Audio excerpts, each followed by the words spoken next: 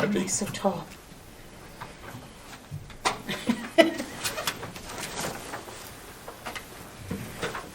Oh, turn my phone on, do not disturb you. I can't remember if I just did that. I started to, and now I think I'll get lost. There you go. I don't want my wife to call me or anything. Not that I get very many phone calls. I've been fine. How about you? Aw, nice to see everyone's face. Yeah, I know. It's been. I don't know if you did us. Did you do us? Yeah, it's been. Is the boy still in the room? Sleep at the school. There's like, there's no lights on in the room. There it goes. Oh, there it is. I'm scratching my head. I think we're on. Good evening. We're at the Littleton Town offices. This is the Zoning Board of Appeals.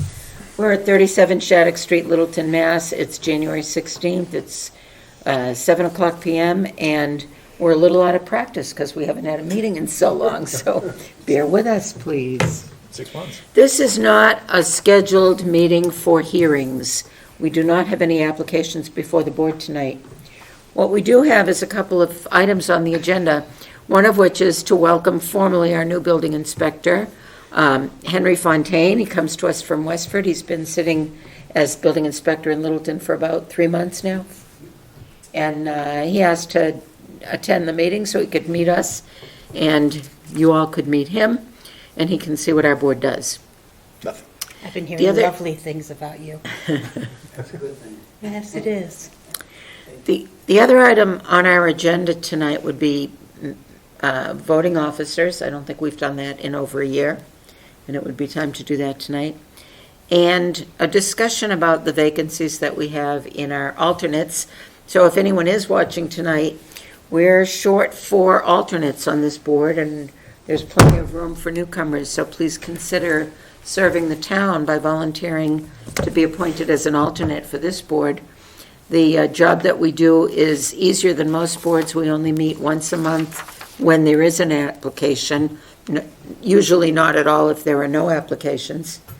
And there are a finite number of zoning bylaws and rules that we have some jurisdiction over, so learning the ropes is not that difficult, and there's plenty of people here to help guide you and share with you the experience that they've had. The other thing that's on the agenda is that Governor Maura Healey has enacted new legislation concerning the affordable housing and the availability of housing opportunities in the Commonwealth, and we will all be subject to those new rules and regulations. So I thought it would be a good idea for this board to meet to determine whether we want to give any input as the planning board and the town meeting works through the process of enacting and adopting the legislation and determining whether or not the town has interests that would be consistent with the new state legislation, but also a little bit protective of our townspeople and our bylaws. So all those things are on the agenda tonight. I hope you're all up for it because we're going to launch right in. Starting at the beginning, our first item on the agenda is the review of minutes. Our last minutes go back to, I think, a meeting in July. Yes. And the meeting was June, so the minutes were written in July and supposed to be approved in July. No, the meeting was in July. July It says 18th. minutes June 2024. No, that's. No, that was the minutes we approved on Okay. the July meeting. But these are Okay, minutes so from this is a July. July meeting, thank you. Okay. So if anyone has comments to the minutes as presented, have you all read them? Yeah. Any comments or changes? No. No, I Yeah, thought they were yeah. very well done, and I'll accept a motion to approve the minutes. I move to approve the minutes as presented. Second, please. I wasn't there. I wasn't either. I'll second it. I don't think it matters whether I was there or not. No, but for second. Or vote for seconding or moving or voting, but Then I think only the 3 of us vote. All those in favor signify by saying aye. Aye. Aye. Opposed? None. Okay, that was easy. Any member comments, any news, anything's going on in the community that we need to know about? Nope, that's easy. And I didn't see any mail received by the board, so we can skip that one. We are a full board. We can do an election of officers tonight. Do you want to try to do that? Sure. I'd nominate the same slate. Is there any second to that? Any I second discussion? No discussion? That makes I have no me discussion. chair, Cheryl vice chair. You are secretary? Yes. That's okay with everybody? All those in favor signify by saying aye. Aye. No opposition.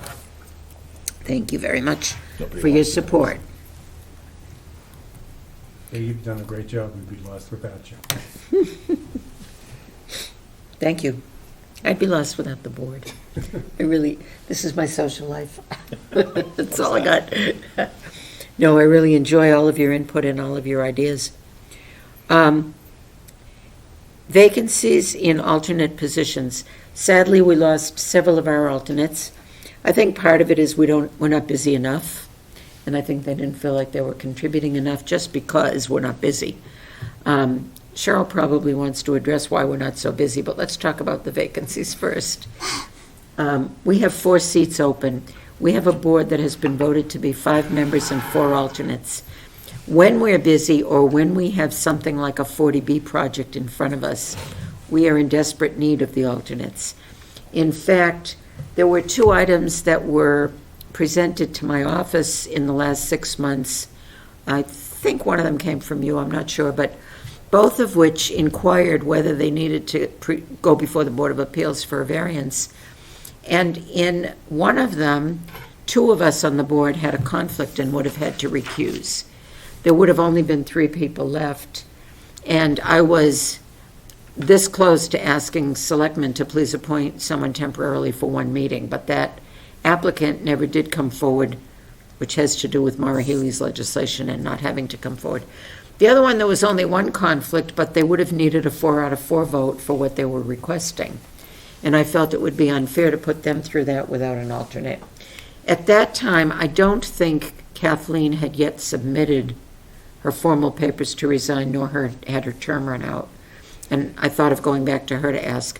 But that's all over now. I don't have those 4 vacating alternates to call upon. So I would love it if somebody out there would volunteer, or if any of you have friends or colleagues, or if you hear of anyone who wants to serve the town, this is a great board to serve on, okay? And should any interested people contact you or contact the selectmen? Actually, they should contact Sure. Crory, Diane Crory at the town clerk's office. Or they could contact Lucia, who is in the permitting department. Lucia, how do you say her last name? I forgot, too. Yeah, I would, no, I don't know, I don't want to say it wrong. Yeah, so it's Lucia, but she's down at the permitting office, which I is, think it's Pacitti, The but city, The city, P-A-C-I-T-T-I. yeah, I didn't know if it was Pacitti or Pacitti, but anyway, Must be Italian. I don't think it's a second. at the permitting office, which is the door to the right of the main entry to the town offices. Okay. The Governor Healy changes had me thinking, and that's what I'd like to discuss now. In the past, when we've seen case law or changed legislation come down that would impact what our zoning bylaws call for in any way, and this is way before all of you, and it was when I was still a newbie on the board, the movers and shakers then would say, let's draft a bylaw consistent with the new case law and ask the planning board to move it forward and approve it. Our board typically does not have the authority to draft bylaws or to pass bylaws, but since we have to interpret them, I always think it's important that we know what they say, what they mean, what the intent is, and that we have some say in it. I'm going to let you speak to your concerns, if you just give me one more second to finish. That's fine. One example of that is change alteration of an existing structure. If you remember, we kind of struggle with that bylaw when it comes up in front of us, and we ended up with a case governing us, which says essentially, if the change, extension, or alteration adds no new nonconformities or variances, then it's something the building inspector can grant without our involvement. But if it involves any new nonconformities, it should come before the Board of Appeals. And this town voted to let it come before the Zoning Board of Appeals by special permit. And as you know, the special permit is easier to grant than a variance. We don't need to get over the threshold of hardship to grant a special permit. But what it does is it invites the neighbors to come in and input why or why not they think it's a good idea. Most of it came down on the Cape when large structures were going to be obscuring the view of smaller structures. And so as time evolved, we've adopted that sort of principle in that lake properties have this problem a lot, and the lake properties are close together and dense. And frequently, if you put a second story on your lake property, you would be, or maybe, obscuring the view of somebody who doesn't have waterfront.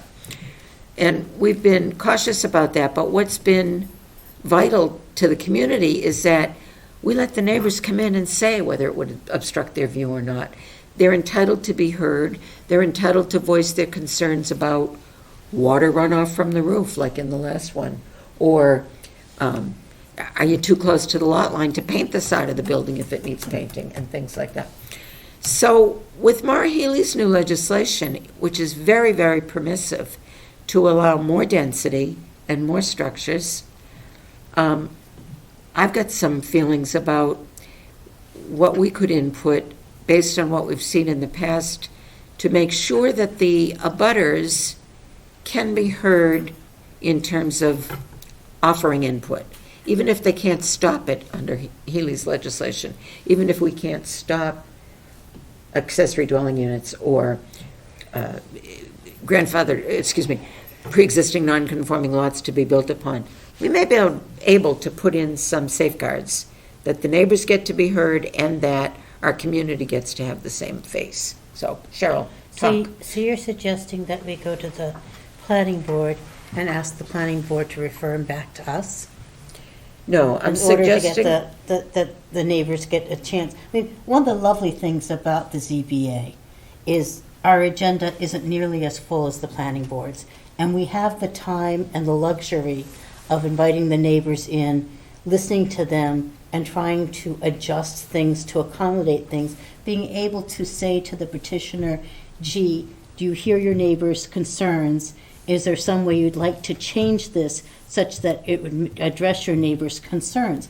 That's a luxury we have. That's really quite wonderful for the town and townspeople. And it is, I don't know how to get that to the planning board in such a way that they would understand that they should probably, in many cases, send cases to us.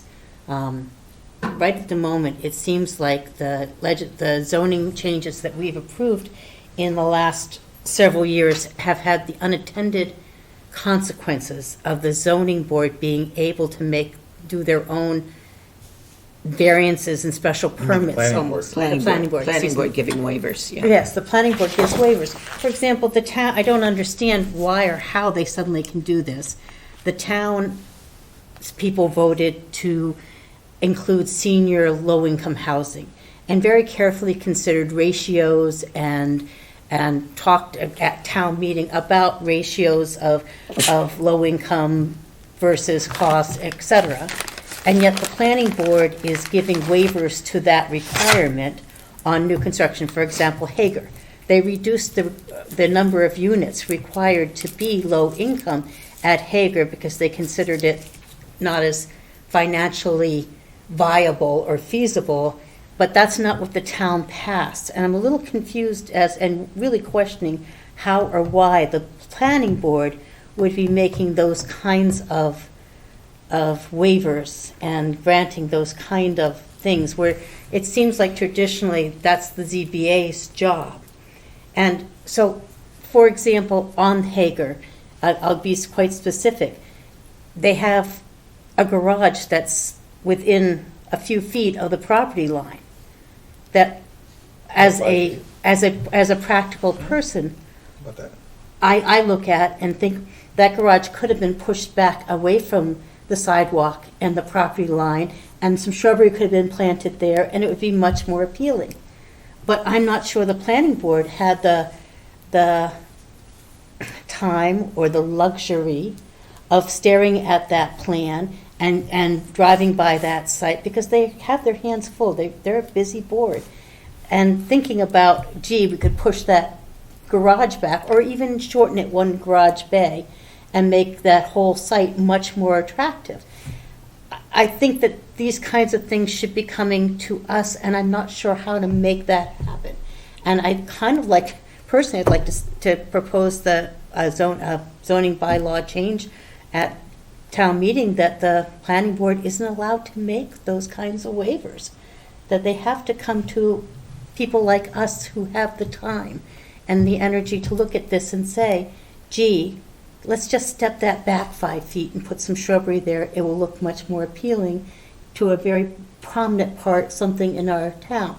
You know, it's minor stuff like that. And the planning board doesn't seem to have they're busy. I'm not trying to be critical of the planning board, but that's traditionally where we have come in, it appears to me, having been on this board now for 12 years, 13 years, something like that. That's where our job has come in, to listen to the neighbors, to look at the site, to think about the small minutia, the things that, when you're dealing with things like the point, or the new, what Sal's is doing there, you're looking at huge projects. If there's a waiver in there, maybe you need a fresh set of eyes to look at that waiver and say, okay, I understand the big picture, but could we tweak this little part? You're too busy, the planning board's so busy looking at the big picture that they need us to look at the little nuances, and I don't think they realize that, and I don't know how to communicate that. Do you guys understand what I'm saying? Do I make sense?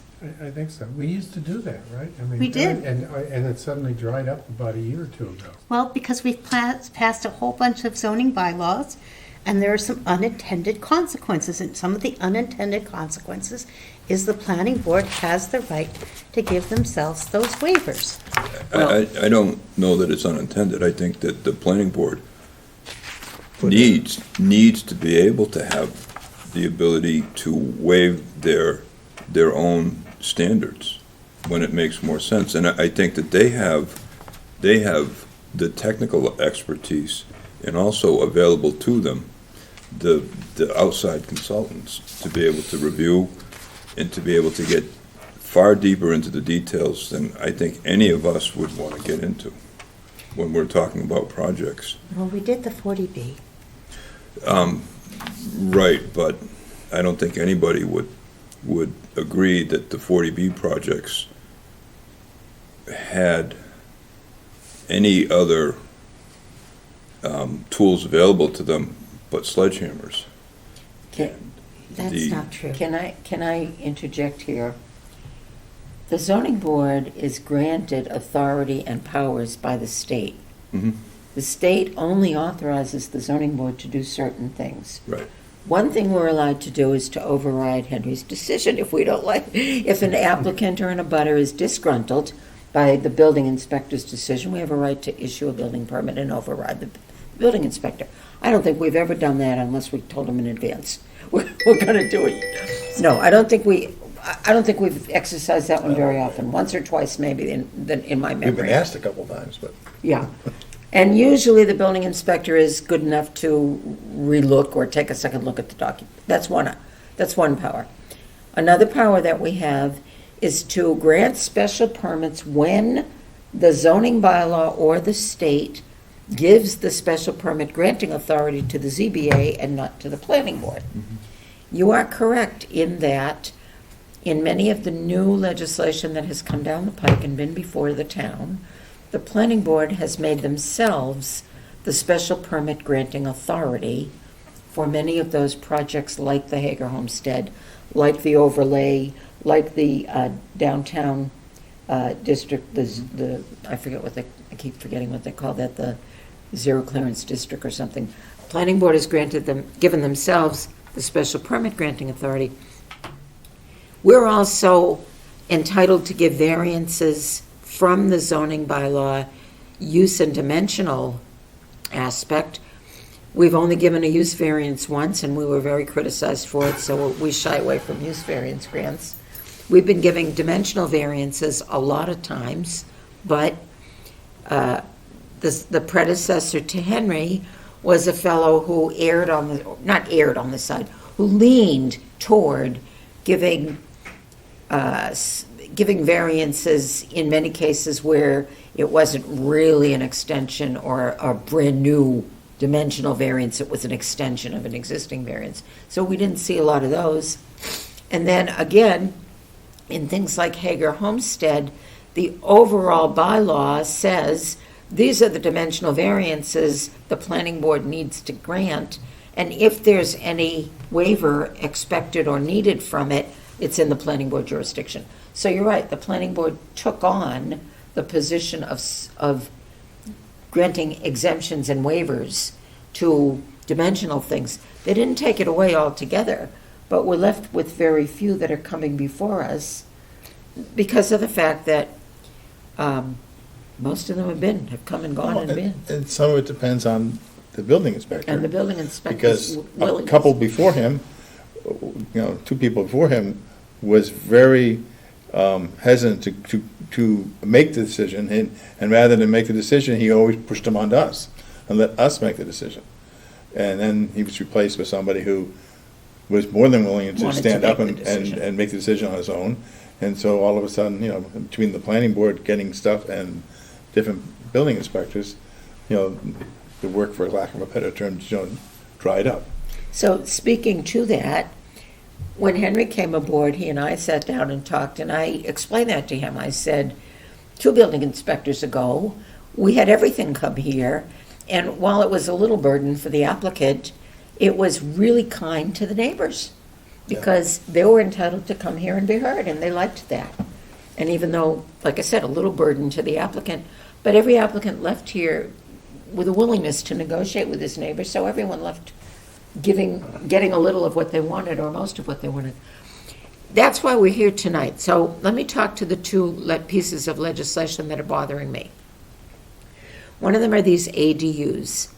Right now, Littleton has a bylaw that says that an accessory dwelling unit, first we had the accessory dwelling unit had to be occupied by a person functionally dependent on the owner of the property, The old bylaw. which meant it had to be a relative or maybe a caregiver.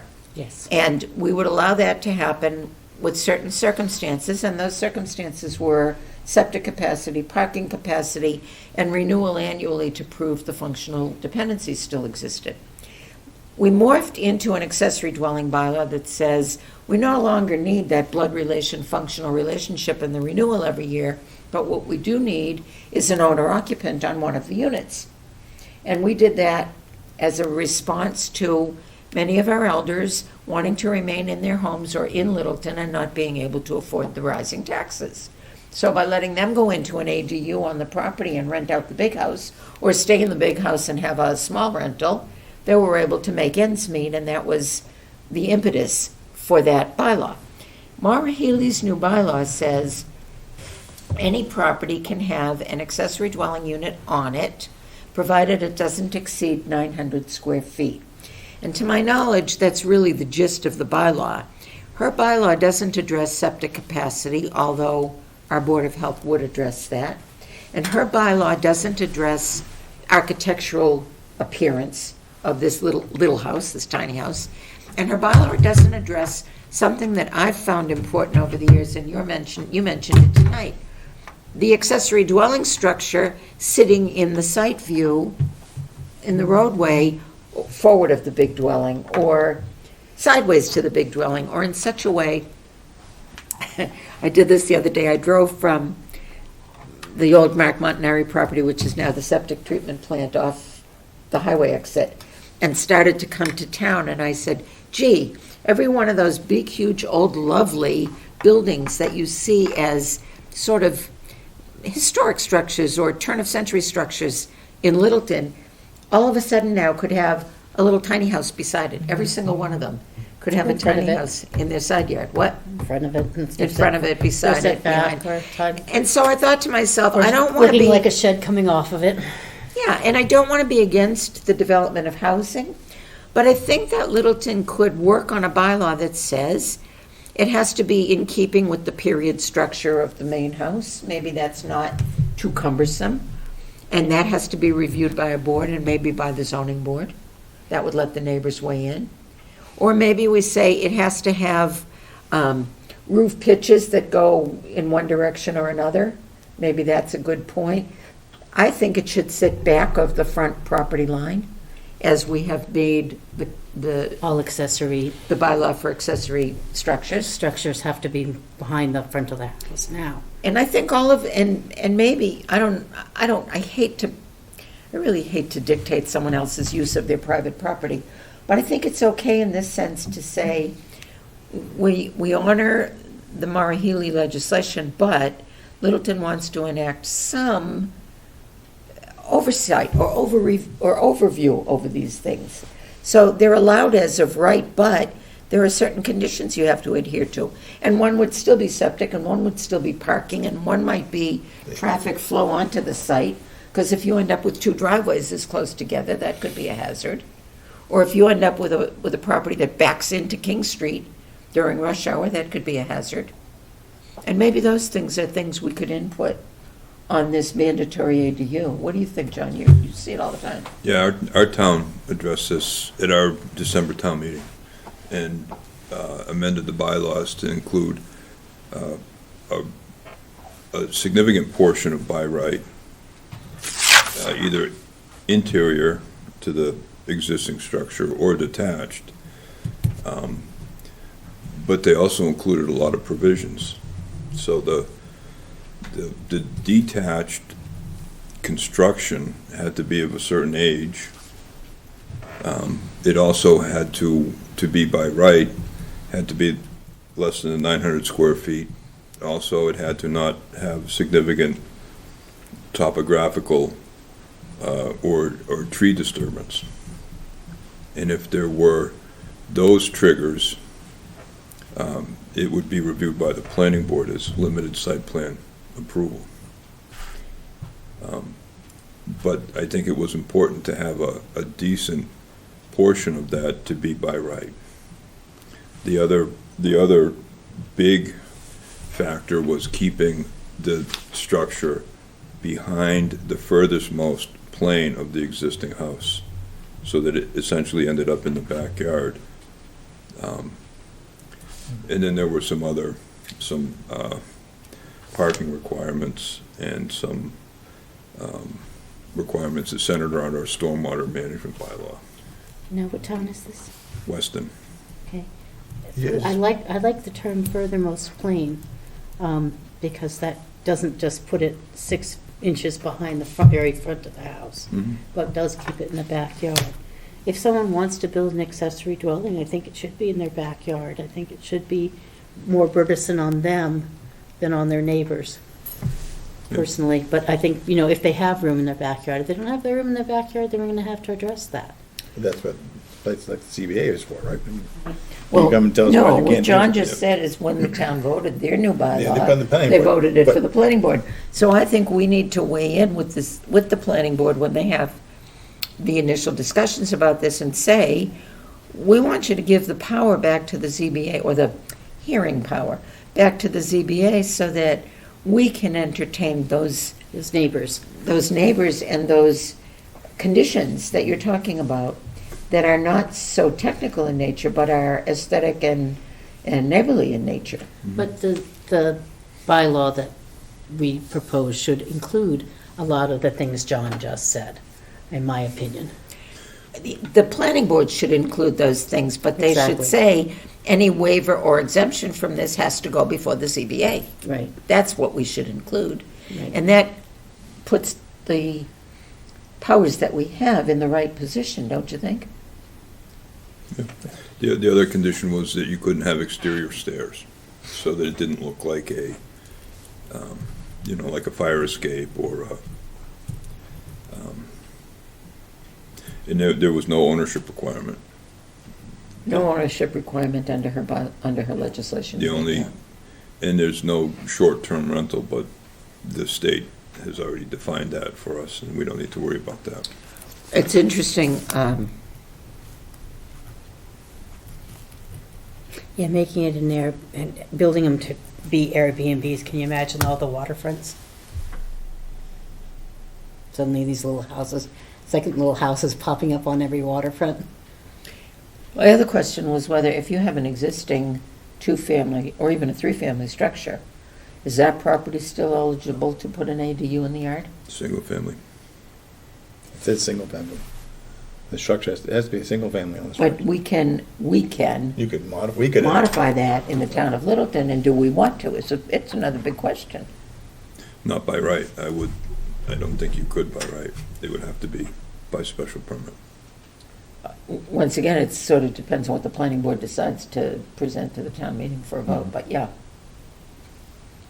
To me, the ADU in a multifamily existing on a multifamily existing property makes more sense. One of those cases I talked about that was going to come here with a conflict of interest, I think one of them was a two-family that wanted an ADU in a barn that was already pre-existing on the land. The two families already in the house. The barn is already on the land. The barn would make an ideal ADU.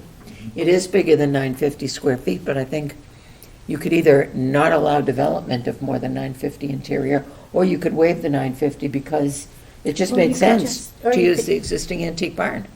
Or if you already have a two-family there in a residential neighborhood, is it really a benefit to the neighbors to have it suddenly be a three-family? Difference.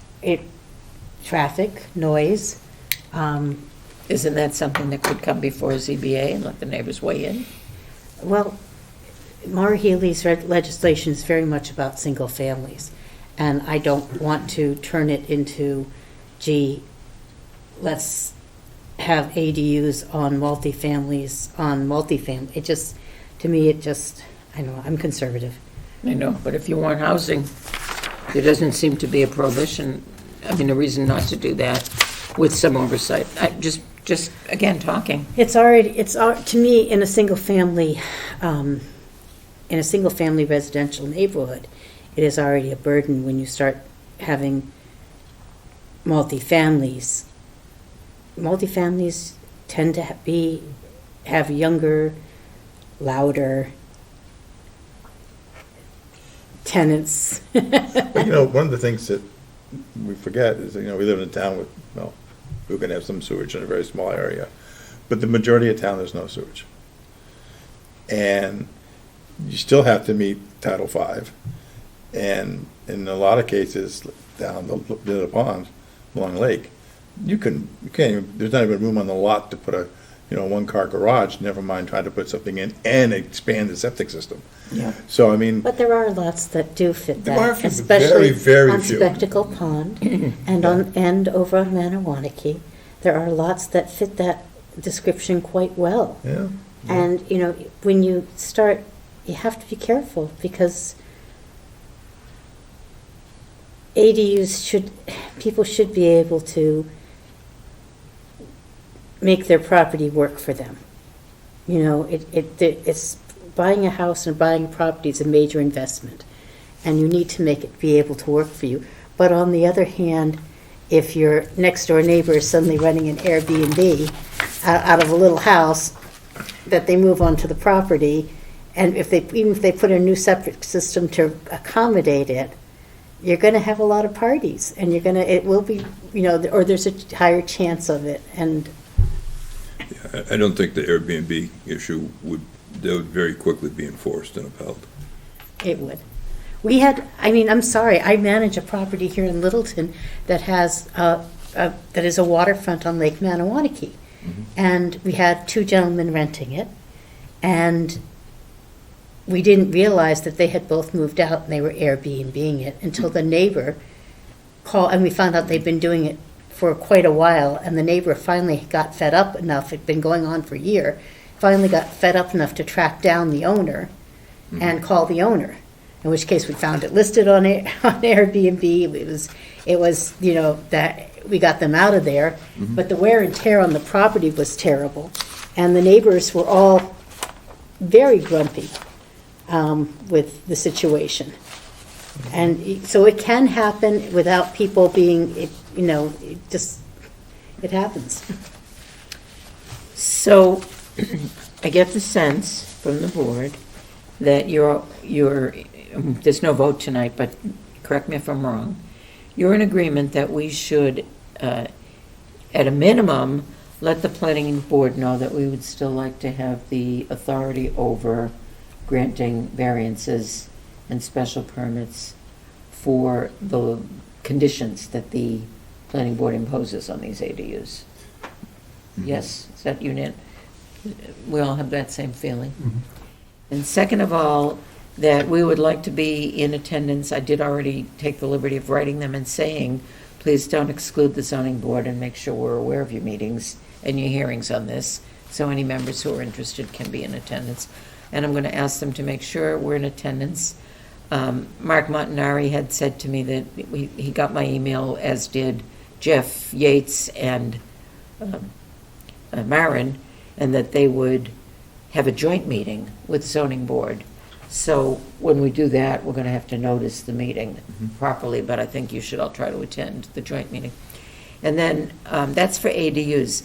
The other leg of the legislation has me a little bit bothered as well, and that is,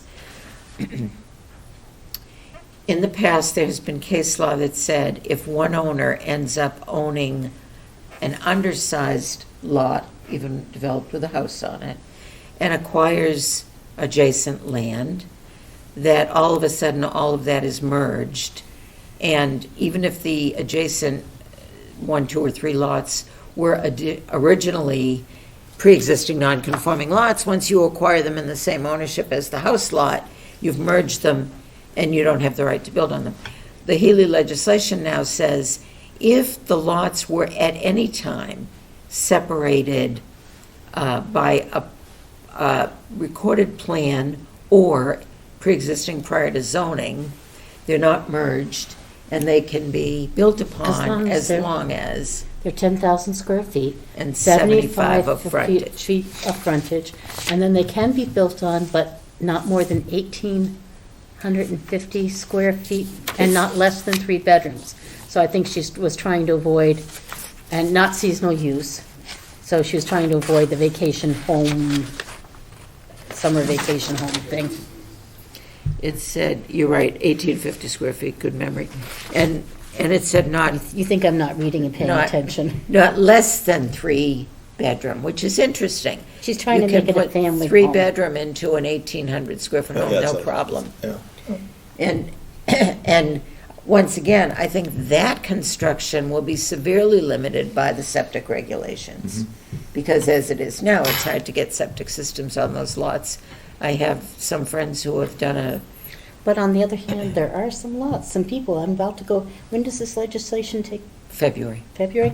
There are some people I'm about to go talk to. Yeah, I know. And I That talked to have some approached as me well. about selling their lot before, next door to them, that they acquired for investment purposes, and I had to say, no, I'm sorry, you can't Right, sell and it. you're gonna go back to I'm them gonna go now. back to them now and say, Jiminy Crickets. Yeah. I Yeah, can but, certainly relate to that, yeah, because I was in the exact same situation. But the lot never really passed perk for new construction. And we had to redo the septic system, so our leach field is now on that lot, so we can't separate it anyway. was yours the full 10,000 square feet? They were you both said? 12.5, I think. What?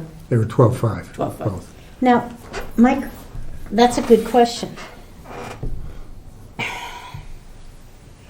There have been questions in the past about subdividing lots if a reserve system would need to be on that land. When did that come up?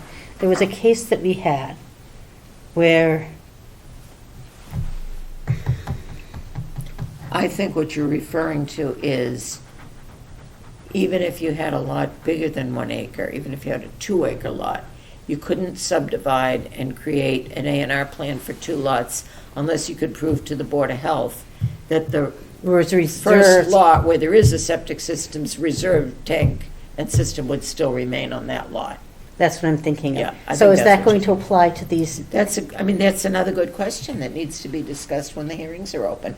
What are we gonna do about septic capacity on these things? And frankly, there's no prohibition against sharing a septic system between two lots, If it has the capacity. if it has the Yeah. capacity. So it could very well be that every single one of these 10,000 square foot lots. I thought there was a prohibition on sharing a septic system. Well, I thought we gave a variance on that over by the lake. My sister lives in Acton, she's got, there's like 6 or 7 houses, they all have their own septic tank, but they share a leach field. Huh, You can- and that's now legal in Littleton? Because it didn't used to be. No, it's always been legal. What you have to do is kind of condominiumize the land for the septic purposes. And the Board of Health requires a hefty reserve fund for replacement in case you Yeah, want it's to. like That you- makes you- sense. So you turn the septic system into a condo. Yeah. And, well, so that, you would go to sell your house and the septic system's all but failed, the person who buys it doesn't know that they're Yeah. now gonna get hit with $10,000 septic bill. That's not fair.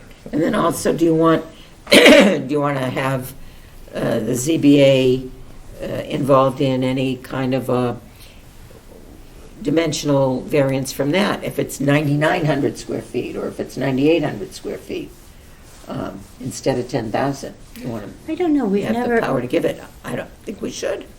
I don't think, we've never tried to give any, right now, there's a state law that any lot, freestanding lot that's over 5,000 square feet and has a minimum of 50 foot of frontage, 5,000 square feet and 50 foot of frontage, is by law a lot. Now, they still have to be able to get a septic system, but it's by law a lot. We've never thought of giving a variance on that for, to someone who was 4,950. I wouldn't think we would do that here either. I'm trying to think if we ever did that. I'm not sure No, if we ever we've did that never, or we've never not, even but- discussed it. But if they build, we'd have to give a variance for under 40,000 square foot lot. No, not if it's I keep saying that, not if it's a pre-existing non-conforming lot. That goes through the building inspector because it's a state statute of a pre-existing, right? Yeah, for predate zoning and it's not conforming, you just fall under that 5,000. 5,000 50-foot frontage. And then my question is, will that be altered by the Healy legislation? I would think it wouldn't be because she's talking about a totally different animal. That's like a cow and this is a horse, to me. This is saying that these are two lots that happen to be next to each other that were pre-existing separate lots and were by law combined, whether the owner intended it or not. The owner bought both of them.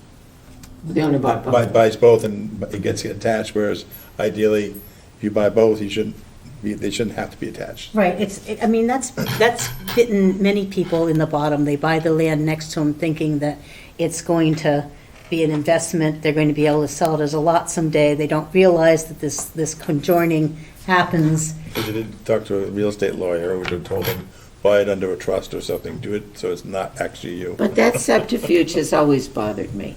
I The buying understand. it under the trust I bet that was the subterfuge. solution around it. And that only benefits people affluent enough to hire a lawyer when they buy the lot next door. Not everybody can do that. I understand. But it's always, to me, it seems 10,000 square feet is not an unreasonable Lot size. lot size. Well, it 5,000 never square feet was. seems very tight to me. Oh, it is. Especially if you're trying to put a septic system Well, on and it. a house. And And a house. a two-bedroom McMansion, which is what they do down at the lake in Yes, I Loveland. know. I But mean- if they can get the septic system, they'll put a two-bedroom Yeah. McMansion. But the reality is, this town voted 1 acre zoning. So 10,000 is small It's when quarter you acre. voted for 1 acre zoning. I understand the purpose like of the 2 Healy. acre zoning Yeah, the personally. purpose of the Healy legislation, but once you've adopted 1 acre zoning, going back to 10,000 is going to be a hard reality for some people to face when they drive down the street. It's, to me, there's, one of the things about town growth is trying to keep a balance, trying to keep things in balance, trying to honor the people who moved to Littleton because it's rural, because it's got space, because the houses are separated, because congestion isn't a problem. And then also juggling the needs of housing and the fact that our common needed revitalizing, and, juggling those needs. It's in any town growth, it's a balancing act. And sometimes, when you're adding 1,000 dwellings to a common area, sometimes you want to then be a little tighter in the non-common area to balance things out. Am I saying that right? I think I am. I think we get where you're going with it. I mean, the idea of making the accessory dwelling apply to multifamilies in town rather than just single families just makes me go. Yeah, but then it's hard to have this conversation without sounding like a NIMBY. If your goal is to produce housing, what better land to produce it on than a lot that's either exactly an acre or just under an acre with already a two-family? What better place to put a third family? But our bylaws allowed two-family with an owner. Right now, our bylaw allows two families anywhere. No. Pretty much, they allow the accessory, we allow the accessory dwelling. Oh, I'm sorry. A pre-existing two-family home, like a colonial house, that was two-family, like on King Street, those colonial homes are two-family homes. Almost across the street from us, 3-family. Yeah, so what better place to That put another non-owner- ADU, a fourth family, than in a neighborhood that already has the experience of multifamily use? It just multiplies the residency and the possible issues. I'm hearing you, I'm not sure I'm buying you, but I hear you. So let's talk about the one that's across the street from you. I managed that property for a long time, I'm very familiar with it. One of our board members used to live in it. Down back behind it, there's a barn. There is a big barn. There's a big barn. It was built to be quite the man cave, and Is that what it is? it was quite the man cave, complete with billiards and putting greens and Nice. and everything else. And the town refused to allow them to put water down there because they were afraid it would become another apartment. But if that were, you have an owner occupant at the house that the 3-family across the street from you. I don't think it's the owner. Yes, there is an owner occupant there. It wasn't for a long time, because he The sold main- it and somebody else, The current owners live in Oh, the do they? main house. And then there's the little attached up and down apartment to the left. If you then add, because there's an owner occupant, I think you tend to have a much more responsible yeah, because the guy's living neighbor. there, yeah. If that owner occupant wasn't there, and we've had situations where they weren't before, at that house, then you tend to have, it's just different. And then if you add the barn in back down as another dwelling, it's like taking the 1-acre zoning and dividing it up even further. It's why do we have 1-acre zoning? What is the philosophy behind 1-acre zoning? It's snob zoning, No, sorry. it's not really snob zoning. No, it's not. It was trying to keep the rural, at Rural. least suburban look, where houses were not on top of each other. the rural. But then but since then, we have passed bylaws where we have special spots where you see all these houses right next to each other because there's a pile of land over here somewhere that's part of it. Now, mind you, the land that's over there is absolutely not buildable. Wetlands are not It's buildable. wetlands, Yeah. but that allowed them to use that in square footage. Then we changed that bylaw then so we- that the land over there, it's called cluster zoning, so that the land over there now has to pass perks and has to be buildable, according to the bylaw. Whether it actually happens or not, that's what the law said, the zoning bylaw says It now. actually doesn't. It says you have to show a proof plan that you can get X number of houses on that parcel somewhere. I thought you actually had to perk it. No, I think you Now, just have to proof show the plan showing plan. that it can be done. And then it says, once you show that, you can then cluster or make a dense project of quarter-acre lots all together, and a good example is Healy Corner.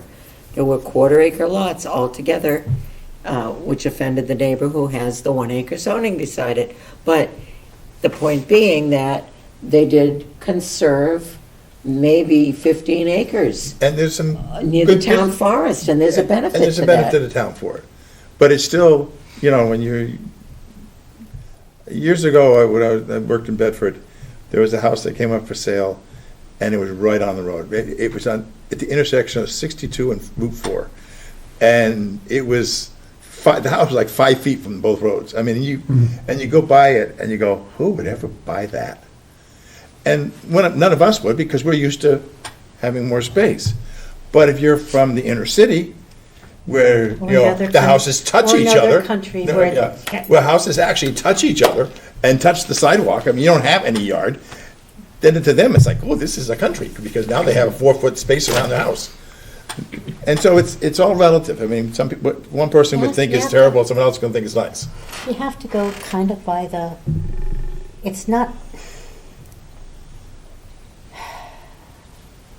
you have to go by the will of the people living in the town. That's why we have town meetings, and that's why we have town bylaws, and you have to balance that with state regulations. I mean, And- there's the years of fight over the one about the railroad station and so forth. The MBTA communities, yeah. And they came up with I thought, a rather unique and nice solution, but Forgive me, but that unique and nice solution ensures that nothing will get built there. oh, I'm not disagreeing. no, And that, no, it does. If you do the numbers, or if you do the math, or if you look at the cost of acquiring land, nothing can be built there. It's not a viable. Well, basically, it's they not have to viable. buy the land that is zoned for it are 2 commercial buildings are sitting on. So you'd have to have someone who is willing to go in and tear down 2 commercial buildings to build residential. They can't, and then there are only so many, and they're small residential, because it's not like the 55 King Street where they got these huge building going in. These are restricted because of the way the thing was set up. And so financially, it's probably not very viable, at least not now, maybe later. And restricted per I'm sure it acre. will But the be. advantage to it is that there's now required busing service from the center of town to the We train already had station. that before. Only because IBM talked the Lowell Transit Authority into doing it. Lowell Transit Authority could do away with it anytime they wanted. This now is required as part of the 550 construction, is they now have to make sure there's a service going back and forth to the train station. I disagree with you, Sherry, that I think that is extremely economically feasible, given the values of housing in Littleton. And I can foresee that that will be done within the next 10, 15 years. I don't want to argue that because that's not in front of us. I made my comment, and I don't, I disagree, I what don't I'm saying agree, is yeah. I disagree. Just because of the cost of housing, and I mean, a building lot in Littleton right now is going for $500,000. you can't deliver affordables in that price range for Well, 500,000. it's not all Well, the affordable. other problem with affordable is just the definition. So you think affordable housing, oh, it means whatever. No, it doesn't. It means they look at the area with 4 or 5 towns around and what the average income is, and take some percentage of that, and that becomes affordable. For a lot of people, that's not affordable. Still, It's not even close. Not even. Well, also, not I even mean, close. you can qualify for affordable housing now if you make 120,000 a year? Yeah, but affordable units could go for $500,000. Anyway, we're going We're astray, and I digressing. decided I wasn't going to give this much more than an hour, because it's not a real meeting, it's a pretend meeting. Can we ask our lovely new building inspector for input? On the ADU. Anything we've discussed? Well, I think the ADU, Maura Healy's going to, putting that into place, so it'd be interesting to see how that works. I know working in other communities, even with the ADU, septic system had to work. But, I mean, If you had a 4-bedroom house, and you wanted to add another bedroom, then you're replacing the septic system to make it work. So the people have to take that in consideration. And as far as the lot sizes, I'm just a little puzzled with the different size one that Morris Healy's group is presenting here, because 5,000's always been there, 5,050, you know. Yeah, why are they going to 70? Yeah, as long as it predates zoning and you can get a septic system and water, potable water on it, so. But- There are places I know of that I think that will work. Yeah. That I had to tell, I mean, over the years, I've been doing real estate now for, gosh, since the 80s. And over the years, there have been many people that I have said to, I'm sorry, you can't subdivide, you bought it as an investment. Your children are now going to, in one case, okay, our children are ready for college, we're ready to sell this lot. No, you can't. You know, it was hard to tell them that, no, they can't. And now they will be able to. But the children have already graduated, I'm sure. Well, they probably still have bills to pay, so. So anyway, what I take from the meeting is, unless you have more, The ADUs, they're coming, there's not going to be stopping over there. We'll start seeing a lot of those, I think it's a great idea. If you keep away from the front of the property, it'll be a little bit more curb appeal to it, that's for certain. So hopefully you can follow through with that piece of it. and I think also we should be at the table when they talk about the unmergering, if you will, of the 10,000 square feet. I think that's important. I do have one colleague who's done an assessment of what's down at the Long Lake area and how many lots that will affect, and that would be an interesting look-see, only because that's a sensitive... Has he already done that for Yeah, Long Lake area? Yeah, and that's a sensitive area for the water runoff and everything else. I better get over to those people fast, because otherwise, the builders of And the the world are septic gonna be will go away. descending on them. You have, the you know, septic every August, system, there's yeah. always a septic load issue. So we anyway. need to weigh in on that, but, and I do want to preserve, as much as we can, the right of this board to have the variance granting and the special permit granting authority over the things they decide, because otherwise we're out of business. I mean, we're not likely going to overturn you, and we're not likely going to see a 40B as long as we are being so aggressive with housing anyway. It'll be a long time before we see a 40B. So that the board understands if somebody comes to me looking to make something work and they have to go for a variance, I'm trying to present the best avenue for them. I'm not trying to stop them in any way. It's their property, they want to try to get something, we're just trying to do it the best way we can for them. Sometimes it ends up being a little harder than others, that's all. And one other thing too, when the ADUs, I think what Littleton currently has 1,200 square feet they allow for an ADU. I think it's 1,200. Yeah, you should try to make sure you keep that. Yeah, that's a good answer. It stays away from, it keeps the people away from the variance. Even though the people, you know, if Yeah, Maura, I say it's small. if Maura wants 900, that extra 1,000 square feet or 1,100 square feet is the difference for people in a lot of these ADUs, they do see a lot of that. Yeah, that's a really good question, a really good comment, because 900 is small, and everybody wants the extra room for the grandchild or the au pair or the caregiver. Yeah. And so I think that's a really good idea. And I just hardly enough room for a couple to live there, Yeah, my kids. yeah. and anybody Okay. else. I'm just going to take the liberty, if you don't mind, of reporting back to the planning board that yes, we would love to be invited to a joint meeting, and yes, we all have feelings about this and would like to weigh in, okay? Sure. Yeah? Do you want to vote for us to vote to tell you to do that? Nope, I just want to be sure that you don't think I'm running off half-cocked tonight. I haven't even started drinking yet, okay. So, I make, with that comment in mind, I make a motion to adjourn. that's a really good thing. Anybody I else? second. All those in favor? Aye. But it's, see Pick us what's up. in that drink. Nice to meet you, boy, thank you. Nice meeting you Thanks, too. nice meeting you, Henry.